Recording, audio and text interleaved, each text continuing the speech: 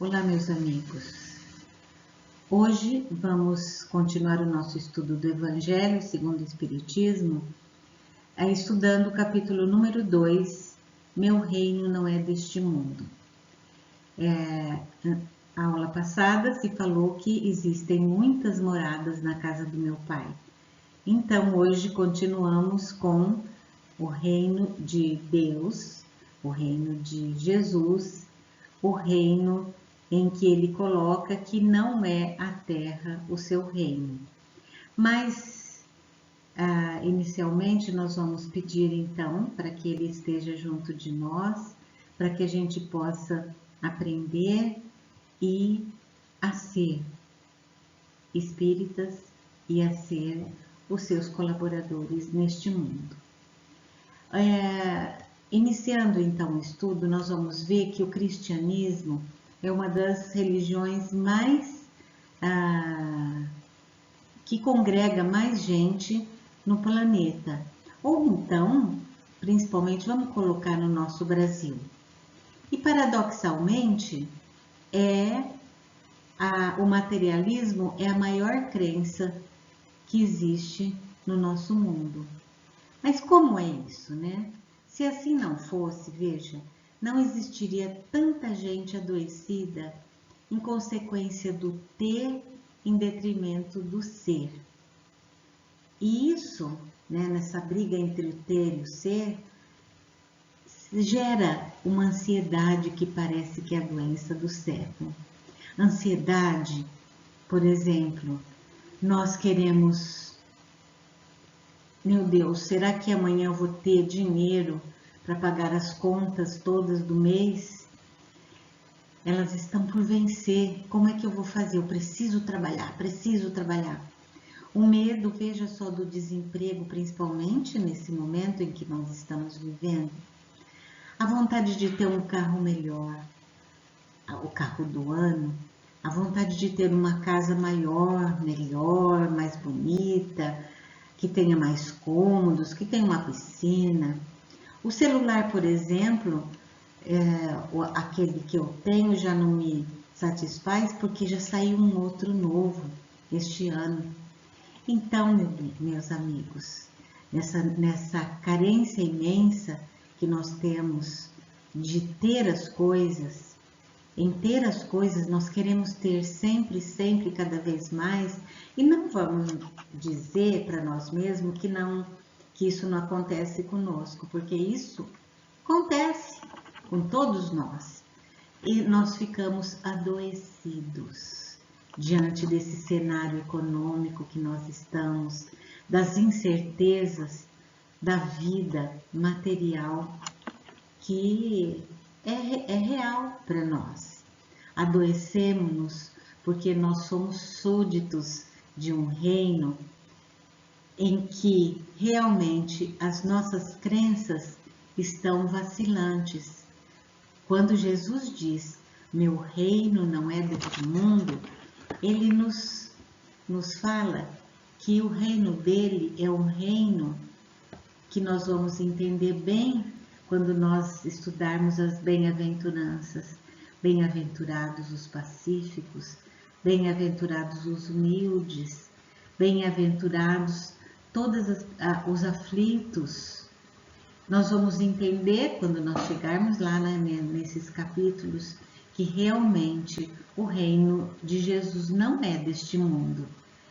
Ele é um reino onde, então, hoje, nesse momento, nós estamos lutando entre o reino material e o reino espiritual.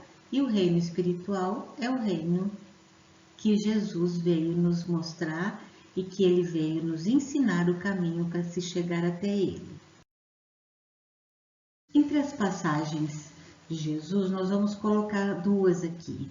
A primeira é que Judas, por exemplo, não compreendendo que a realeza de Jesus era na espiritualidade, ele achava que a realeza de Jesus era aqui na terra, como rei dos hebreus, ele vendeu Jesus por um punhado de moedas.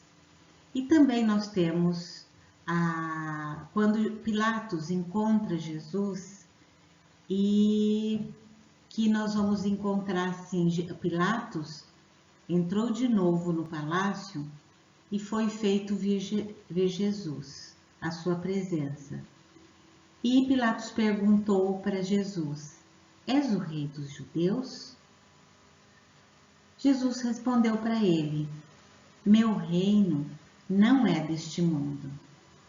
Se meu reino fosse deste mundo, a minha gente houvera combatido para impedir que eu caísse nas mãos dos judeus. Mas meu reino ainda não é daqui. Aqui ele fala muitas coisas. Primeiro, ele disse que ele não era o rei dos judeus. Ele disse que o reino dele não era o rei para ser o rei dos hebreus.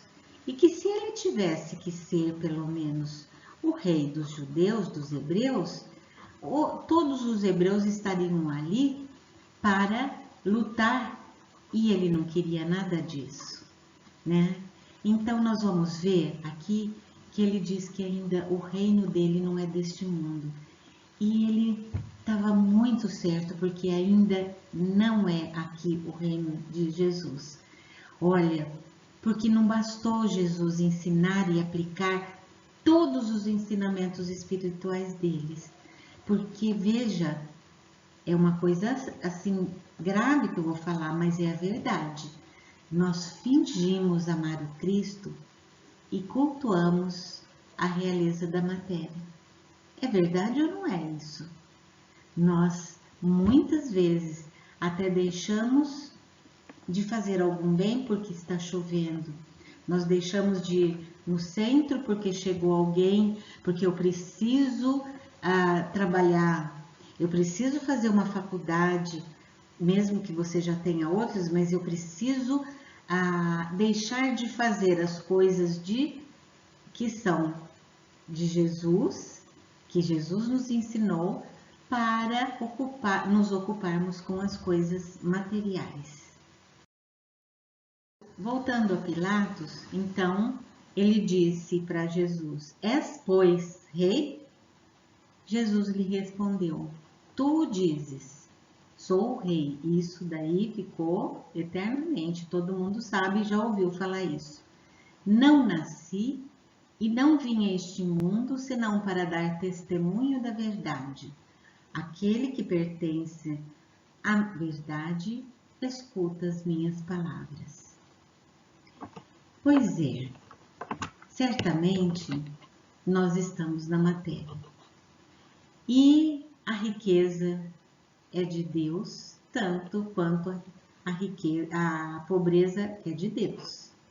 Se de fato ouvíssemos o que Jesus disse a Pilatos: Tu dizes, sou o rei, não nasci e não vim ao mundo senão para dar testemunho da verdade. Buscaríamos o ser em detrimento do ter.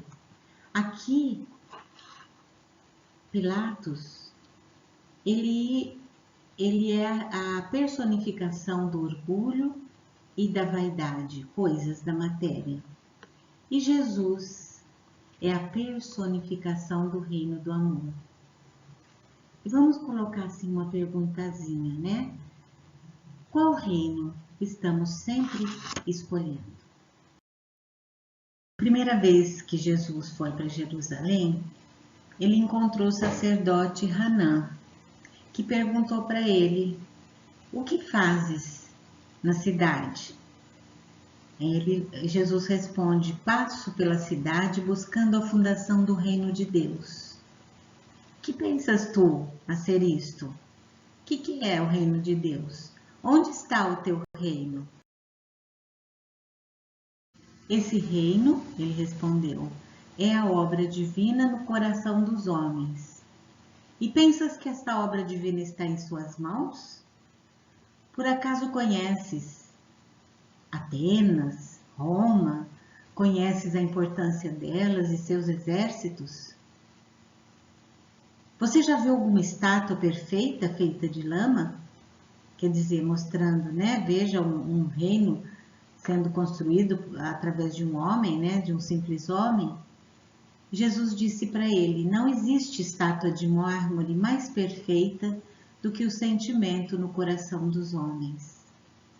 Tudo bem, você quer realizar, né, essa obra divina no coração dos homens, mas quem são os seus seguidores?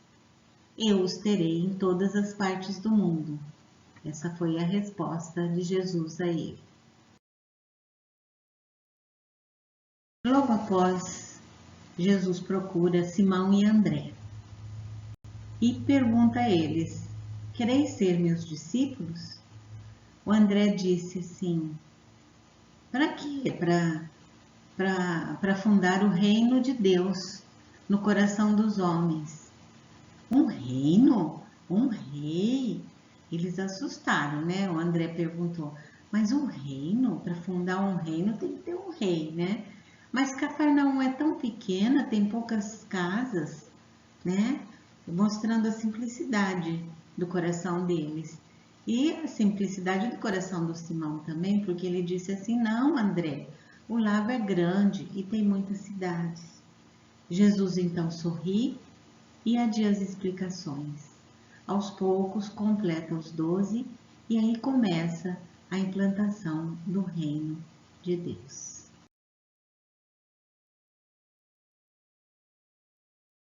Então, durante 3 anos, procurou implantar o reino através do coração, principalmente no coração dos apóstolos, desenvolvendo neles o amor, o afeto, que são os laços misteriosos que nos conduzem a Deus.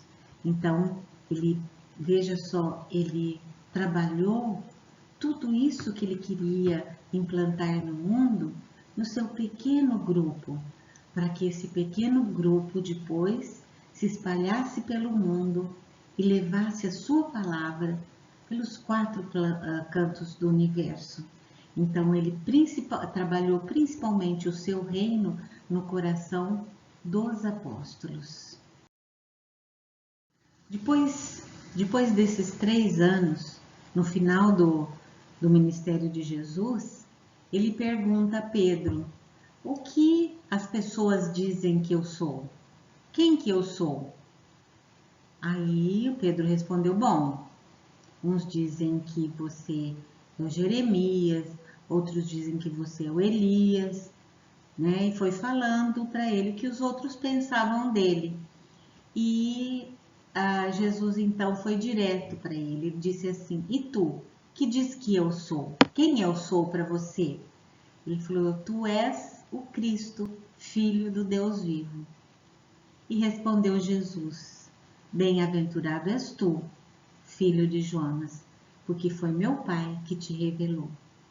Querendo dizer assim, você entendeu quem eu sou. Eu sou aquele Filho de Deus que veio mostrar ao mundo qual é o reino dele e mostrar ao mundo qual o caminho que devemos percorrer para chegar a este reino. Mas Pedro também teve muitas oscilações. Pedro também teve muitos momentos em que ele negou a Jesus. Veja só algumas coisas, né? Ele teve uma revolta imensa ao tomar conhecimento que Jesus seria crucificado, de que Jesus naquele momento passaria a sua última Páscoa em Jerusalém e junto de todos eles. Ele ficou muito bravo, falou: você tem poderes, porque vai acontecer isso justamente com você? Você é muito bom, você faz isso, você faz aquilo, e você vai ter que passar por tudo isso? E Jesus falou assim: afasta de mim, Satanás, porque ele estava colocando assim: vamos, você tem poderes, você não precisa passar por isso para mostrar que você é o rei, né? Você pode fazer isso de outra forma, mas Jesus veio aqui por um motivo. A crucificação dele teve um motivo que abalou o mundo inteiro, até hoje abala, né? Então ele falou para Simão: afasta-te de mim, Satanás, ensinando a Simão a submissão à vontade de Deus. Como, olha, esse também é um outro ensinamento, né? Quando a gente não aceita de forma alguma a vontade de Deus, né? Outra vez, quando ele cortou a orelha do soldado, quando pegaram Jesus e levaram, os soldados levaram Jesus, quando o Judas beijou, né, o rosto de Jesus. Aí ele ficou tão bravo que ele pegou a espada, ou faca, não sei o que ele tinha, e cortou a orelha do soldado. Ele mostrou que ele não tinha aprendido nada, né? E outra vez, quando ele negou a Jesus, 3 vezes no momento em que Jesus mais precisava dos apóstolos. Na entrada de Jerusalém, olha, eu estou gravando aqui hoje, é sábado de Ramos, né? Domingo de Ramos.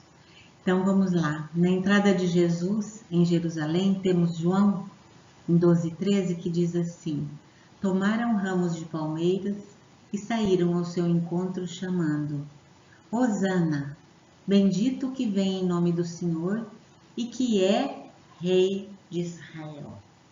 Veja só, eles sempre colocavam a matéria em um plano muito maior do que a parte espiritual. Jesus não veio para ser rei de Israel, ele veio ser rei do nosso coração. Então as pessoas todas, ninguém tinha entendido por que ele tinha vindo. Nessa, né, em outras passagens do Evangelho, vemos que os seguidores viam nele o libertador de Israel, o novo rei, o enviado de Deus com poderes para libertar o povo hebraico e colocá-los sobre todas as nações. E Judas foi um exemplo, né?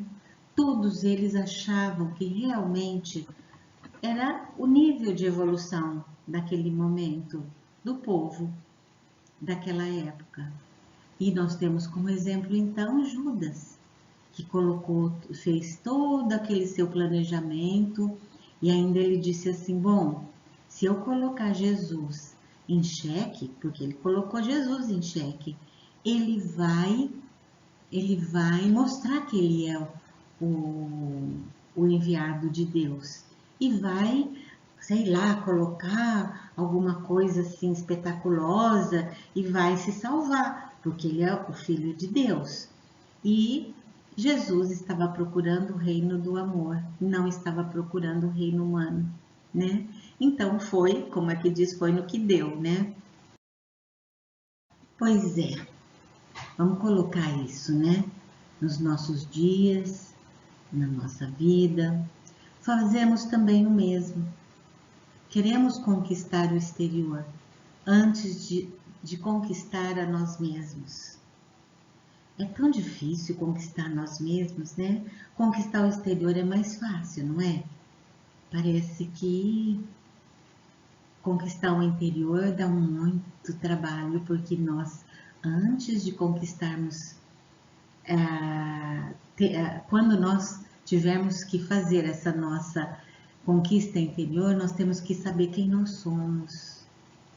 Nós precisamos saber onde nosso coração está, onde a nossa mente está, onde nós queremos chegar e todos os passos que nós temos que usar para chegarmos à nossa conquista interior, que é a nossa, realmente, o nosso deixar o ego, não deixar mais o ego falar tão alto e encontrar o nosso self, que é a nossa luz interior. Nós precisamos fazer isso, né? Nós queremos conquistar os outros antes de conquistar o autoconhecimento. Queremos que os outros nos sirvam antes de que nós mesmos façamos o nosso autoconhecimento. Então é muito importante para nós essa mudança de visão. Precisamos voltar para dentro de nós mesmos e fazermos a nossa reforma interior. Que essa nossa reforma não precisa ser com sofrimento. Temos o nosso evangelho, temos o nosso caminho e não precisa ser tudo de uma vez. A nossa conquista é diariamente, pouco por pouco. Vamos colocar assim, hoje eu tenho uma mania, vamos colocar, adoro falar mal dos outros. Então vamos lá, eu não quero mais ser malévola, não quero mais usar da maledicência. O que eu vou fazer? Toda vez que eu tiver que abrir minha boca para falar com outra pessoa, eu vou falar não para mim mesmo. Viu como que é difícil a gente falar não para a gente mesmo? Não vou falar. De repente eu me pego falando mal de outra pessoa, falar, ai meu Deus, por que eu fiz isso? Caí. Bom, não tem importância. No outro dia eu vou me policiar, vou vigiar e orar. E aos poucos eu vou encontrando a minha paz interior. E a minha paz interior é o que Jesus falou, que é o reino dele entre todos nós. Em outro momento, novamente com o Pedro, Jesus perguntou para ele, Pedro, tu me amas? Ele falou, sim, Senhor, eu te amo. Voltou de novo para Pedro e falou assim, Pedro, tu me amas? Amo, Senhor. Aí uma terceira vez Jesus perguntou, Pedro, tu me amas? Falei, Senhor, eu já respondi 3 vezes, eu amo o Senhor. Então Jesus disse, então apacenta minhas ovelhas.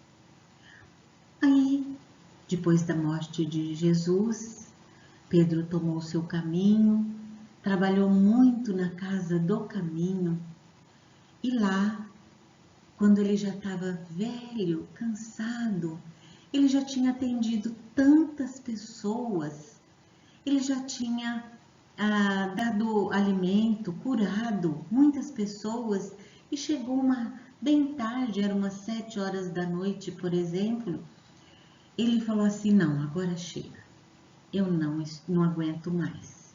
Então, eu vou fechar a porta da casa do caminho. Fechou a porta e falou, agora eu vou descansar um pouco. E aí, o que aconteceu? Bateram na porta. Aí ele falou, não, agora não, eu estou morto de cansaço. Eu não vou abrir essa porta. Bateram de novo. Falou assim, eu sei que deve ser uma pessoa que está precisando, mas eu não estou aguentando, eu estou sem forças. Não atendeu. Aí outra vez bateram na porta.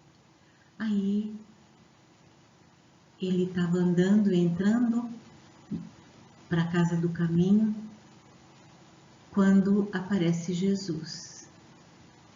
Ele que estava batendo na porta.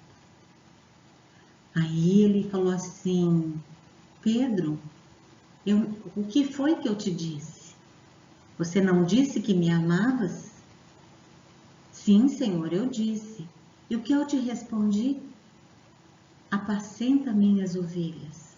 Não existe sofrimento, não existe cansaço. É o seu dever cuidar das minhas ovelhas.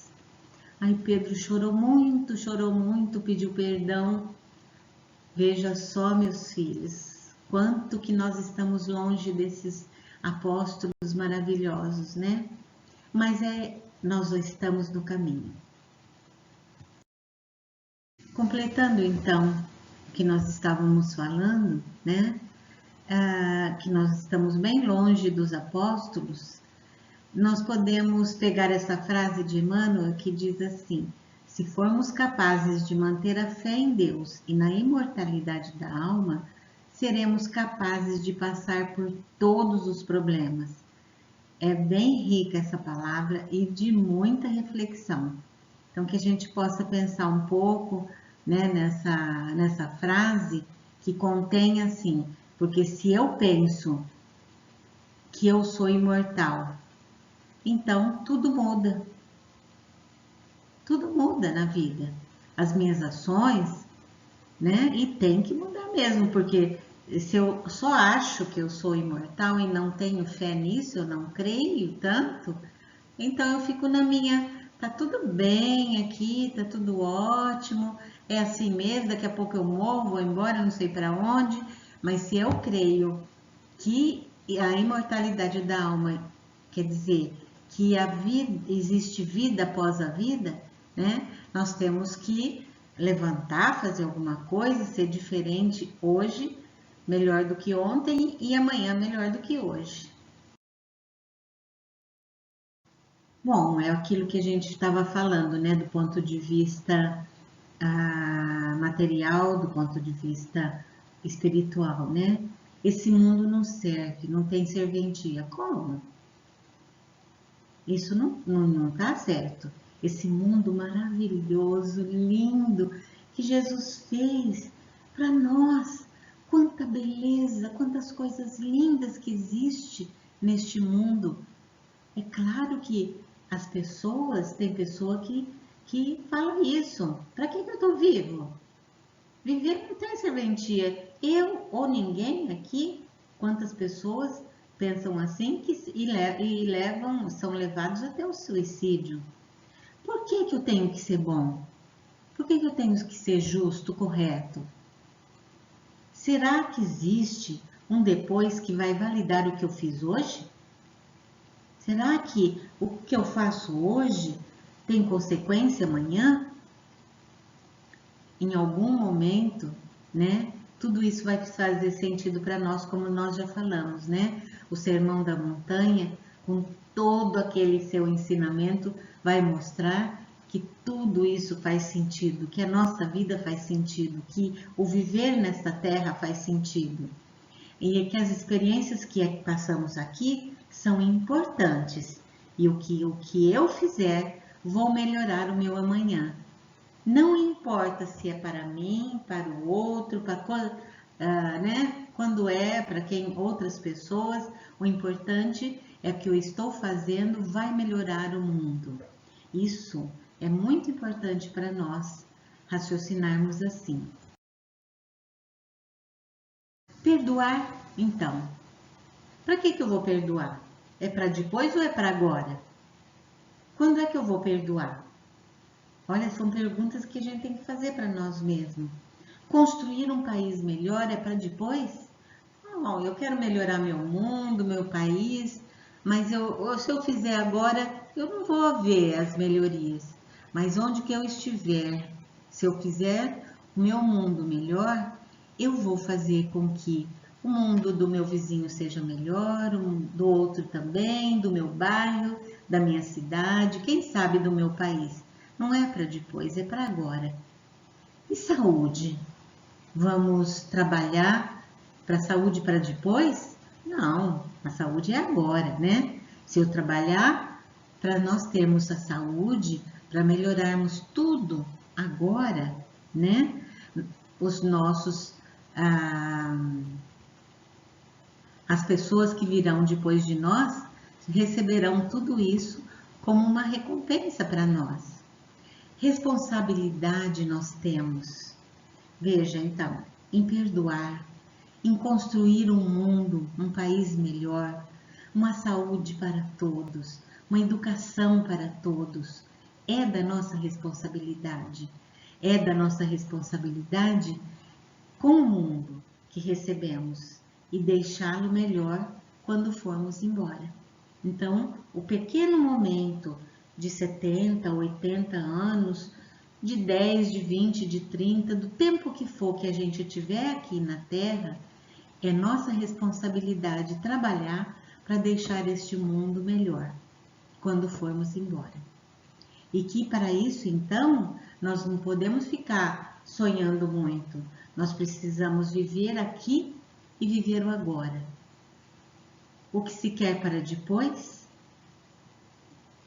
e não procrastinar. O que é não procrastinar? Deixar para depois. Viver agora o que se quer para amanhã. Então, se eu tenho que fazer uma coisa amanhã, eu vou fazer agora. Se eu tenho alguma coisa que perdoar, eu vou perdoar agora. Se eu vou ser uma pessoa que vou influenciar na educação dos meus filhos, na educação de um país, na educação de um grupo de adolescentes que vou fazer agora, não é para depois. Eu não vou procrastinar aquela minha missão, aquela missão que eu vim fazer aqui na Terra. Amar, então, é uma condição sem a qual não podemos amar a si mesmo, né? É a condição sem a qual não podemos amar ninguém. Se não amarmos primeiramente a nós. Porque diz assim que se nós só damos aquilo que nós temos, não damos nada mais e nada menos do que nós temos.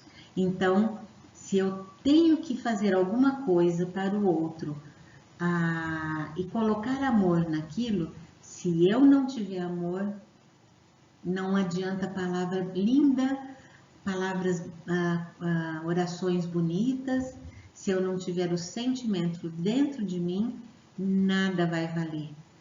Veja só, eu coloquei aqui que a felicidade é uma questão de ponto de vista, né? Então, é uma questão de quê? Né? De eu achar, do que eu acho e do que eu não acho. Nós temos assim, numa orquestra, né? Vamos pensar que eu sou um violino. Eu tenho meu instrumento. O violino é o meu instrumento. E a partitura é o evangelho. Como eu vou tocar o meu instrumento é o meu evangelho. De acordo com o que o evangelho diz, é como eu vou olhar o meu instrumento e tocar o meu instrumento de forma belíssima ou não. Mas veja só, eu estou na orquestra e eu olho o violoncelo. Nossa, como ele é grande, eu poderia ser maior. Eu estou tão pequenininho e ele toca de uma forma grave, de uma forma diferente. Como assim? Eu quero ser igual ao violoncelo? Então, meus amigos, nós vamos tocar o nosso instrumento de acordo com o nosso entendimento do Evangelho. Nós vamos tocar o nosso instrumento como violino de forma magistral ou de um violoncelo de forma magistral, mas nós somos diferentes. Cada um vai tocar o seu instrumento, cada um vai agir conforme o seu entendimento do Evangelho. Hoje nós entendemos alguma parte do Evangelho. Amanhã, aquela mesma parte do Evangelho, nós vamos entender de uma forma mais abrangente. E é assim. E o que é então a felicidade? Eu tocar o meu instrumento da melhor forma possível.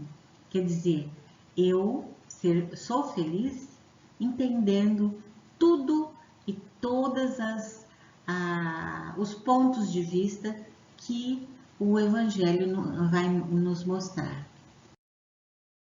A felicidade, então, né? Eu posso alcançar. O meu reino, quando fala assim, meu reino, a gente entende assim, é o céu, né? O céu onde todo mundo é feliz. Não é isso? Quando a gente fala meu reino, né? O reino de Deus é o céu onde tudo, né? As coisas boas acontecem. Como eu vou alcançar essa felicidade, né? Como eu vou alcançar esse céu? Nós espíritas temos como meio o conhecimento e nós temos muito conhecimento, nós temos muitos livros, todos os livros feitos por Kardec, o Pentateuco, o livro dos médiuns, dos espíritos, a introdução ao livro dos espíritos, né, ao espiritismo, o Evangelho. Nós temos como fala, Gênese, né? O céu e o inferno. Como alcançar esse céu, né? Como nós vamos alcançar esse céu? Porque nós não queremos ir para o inferno, né? Nós temos como fazer. Nós temos tarefas de orientação. Nós temos os cursos que nós estamos fazendo que, como vocês, eu também estou aprendendo. Não é porque eu estou falando aqui, neste momento eu estou sendo um instrumento somente, né? Mas eu estou aprendendo, estou lembrando quantas vezes eu li isso e agora outras coisas estão surgindo para mim. Principalmente, por exemplo, para mim, eu já dei várias vezes essa aula, mas a questão do materialismo estar assim muito arraigado em nós mesmos, em detrimento do espiritualismo, é uma coisa que me chocou, porque se eu parar para pensar realmente, eu vivo para a matéria.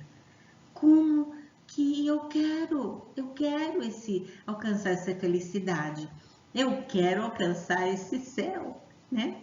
Eu quero. Então, essas orientações também é para todos nós. Através da prece, vamos cultivar a prece, porque através da prece nós mudamos o nosso nível vibratório.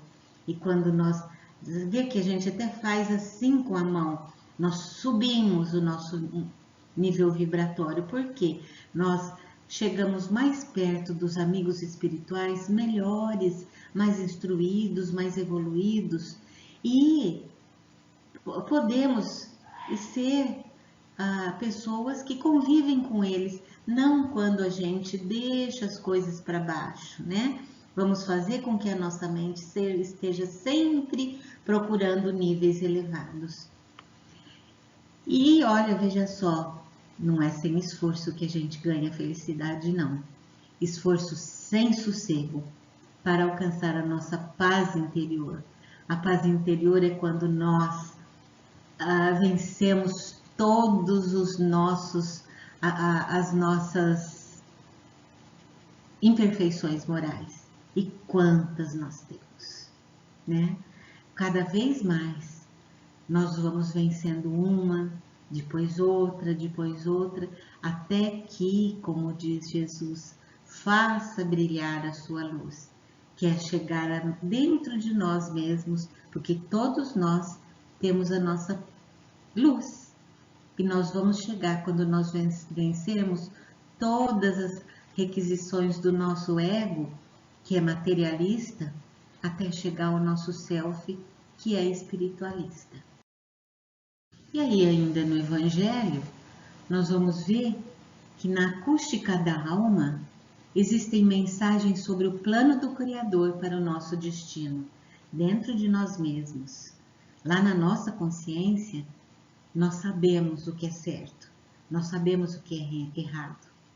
Aprender a ouvi-las é exercitar diariamente a plena atenção aos ditames libertadores dos sentimentos.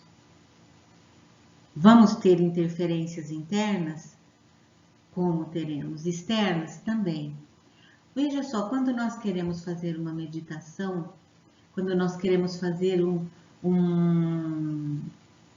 olhar para dentro de nós mesmos e uma parada dentro da nossa mente, a gente consegue facilmente? Muito difícil, mas se a gente quiser, a gente consegue. Nós vamos ter interferências diretas dentro da nossa mente. Então, interna de nós mesmos, a interferência, e externas também. Essas interferências subtraem-nos constantemente a nossa atenção. E nós temos que aprender a ouvir os recados que estão vindo ao nosso coração.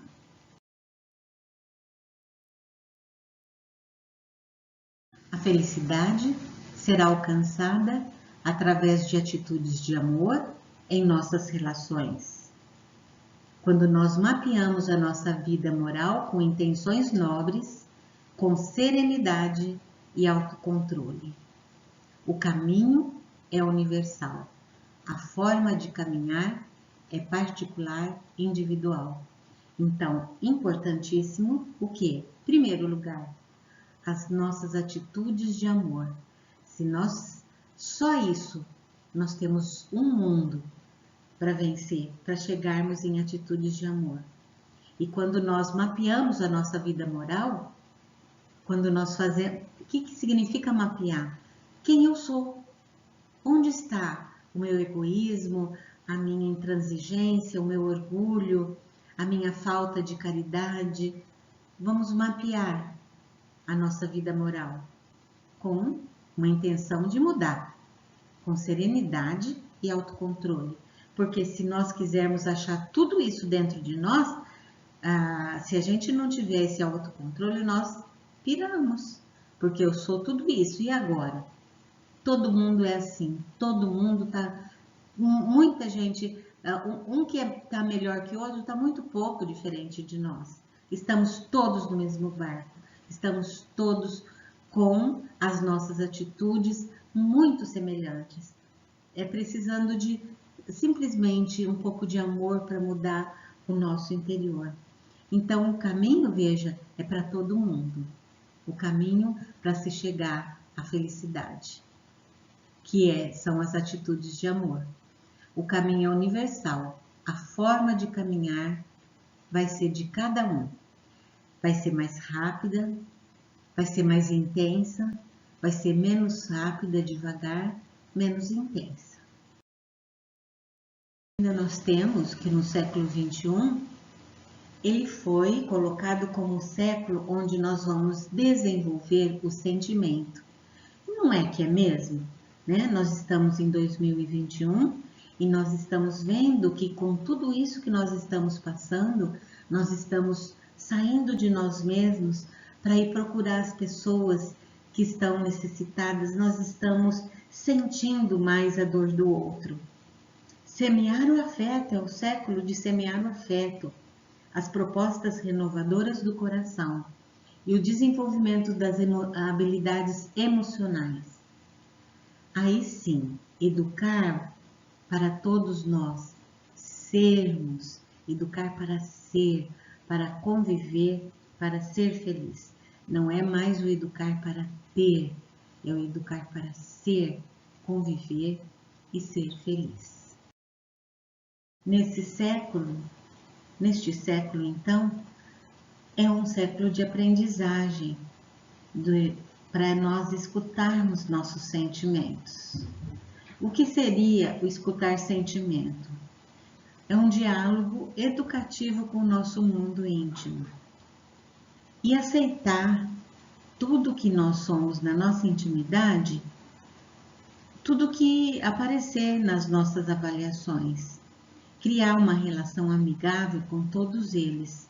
Porque veja só, o que significa sentimento? Sentimento seria não só coisas boas, mas o sentimento de raiva, de egoísmo, de ódio, de inveja, de maledicência. São todos sentimentos que a gente não quer ter. A gente acha que a gente não deve ter. Por que a gente não deve ter? Porque a gente acha reprovável isso, né? Então, o que nós temos que fazer? Nós temos que ter um diálogo com o nosso mundo íntimo, encontrar dentro desse mundo íntimo todos esses sentimentos bons e ruins, né? E vamos criar uma relação de amizade com eles. Eu tenho isso, mas eu vou me melhorar. Sem vergonha. Importante é que a gente cuidar de si para a gente amar a gente mesmo. Ter essa mudança de atitude. Nenhum só sentimento deve ser desprezado, nenhum. A gente vai falar assim, ai meu Deus, eu tenho uma raiva de tal pessoa, eu nem quero lembrar disso aí, não. Vamos parar, pensar. É um sentimento que a gente tem que cuidar. É como se a gente tivesse uma feridinha que a gente tem que pôr um remedinho dentro. Nós não podemos deixar essa ferida crescer. A gente precisa cuidar até que ela desapareça. Todos os sentimentos têm importância para que a gente possa ter um crescimento pessoal, né? Então, é importante que a gente saiba, então, escutar sentimentos. E também não só os sentimentos, o nosso sentimento. Saiba escutar o sentimento do próximo também, né? E o que eu acho muito legal é a gente escutar o nosso sentimento sem vergonha, tá? Vamos então encontrar tudo aquilo que a gente tem dentro da gente e aceitar que a gente tem e falar assim: ah, também não sou só eu que sou assim, todo mundo é assim, todo mundo tá nesse mundo que a gente vive, todo mundo, não tem ninguém que não tenha esses sentimentos, mais ou menos, mas vamos cuidar da gente mesmo para que isso desapareça. Isso é muito importante. Agora nós falamos bastante de Pedro, né? Então vamos voltar a Pedro, já velho. Ele foi crucificado também, só que ele não quis ser crucificado como Jesus. Ele ficou de ponta assim, da cabeça para baixo, né? E ele não morria, ele não morria. E aí uma pessoa pegou, ficou com dó dele, atirou uma pedra na sua cabeça para que ele morresse logo, para não ficar sofrendo tanto. E assim ele desencarnou. Nesse momento ele encontrou com Jesus. E de toda essa vida que Pedro teve, ele teve a sua recompensa. Jesus e Pedro estão sempre juntos. Jesus foi lá, recebeu, e caminhando com Pedro, um dia Jesus falou assim para Pedro: Pedro, tá na hora de você descansar. Você trabalhou muito, você sofreu muito, né? Então tá precisando que você descanse um pouquinho. Falou assim: mas e você, Jesus? O que você vai fazer se eu for descansar? Ele falou assim: ah, meu filho, a humanidade precisa de mim. Eu não vou descansar. Eu vou trabalhar, vou voltar à Terra e continuar trabalhando até que toda a humanidade se redima. E Pedro, que queria descansar, levantou correndo e falou: eu vou te acompanhar. E estão todos esses apóstolos até hoje trabalhando para que todos nós um dia cheguemos até o nível deles. Então, para finalizar, eu vou ler os 3 últimos parágrafos deste capítulo, que é sobre aquela rainha que desencarnou e que não encontrou o que ela achava que deveria encontrar, e disse assim, como se fosse uma prece a Jesus: ó Jesus, disseste que teu reino não era deste mundo, porque é preciso sofrer para alcançar o céu, e os degraus do trono não nos aproximam dele. São os caminhos mais penosos da vida que a ele conduzem.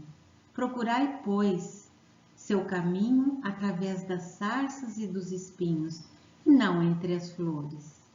Os homens correm atrás dos bens terrestres, como se os devessem guardar para sempre.